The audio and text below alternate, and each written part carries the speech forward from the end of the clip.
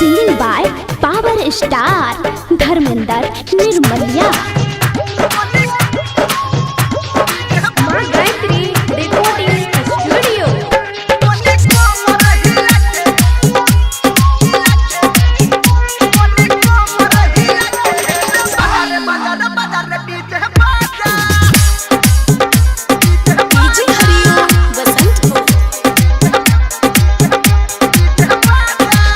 DJ बजा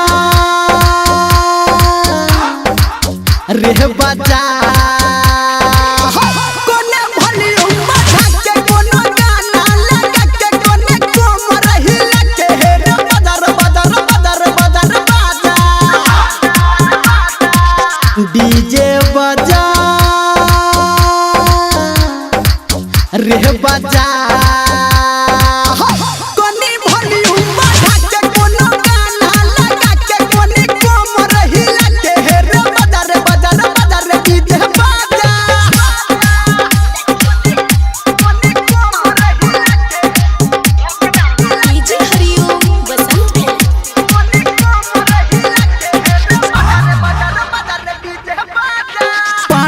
मने बैरे दारू बियर बिस्की चढ़ा के नाच नचे बैरे बंगाली छोरी मंगा के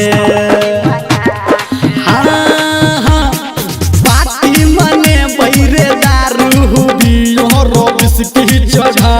के नाच नचे बैरे बंगाल से छोरी मंगा के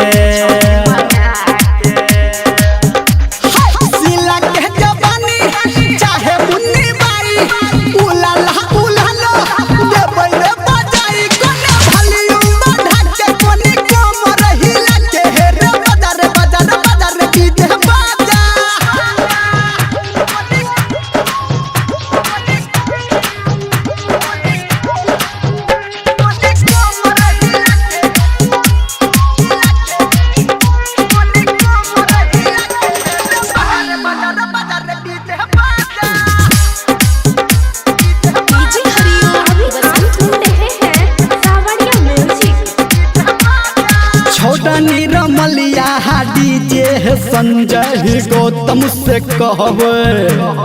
राइटर सनटू के लिखला गाना सहबे अरे छोरा निरमलिया डीजे संजय गौतम से कहबे राइटर सनटू के लिखला गाना सहबे।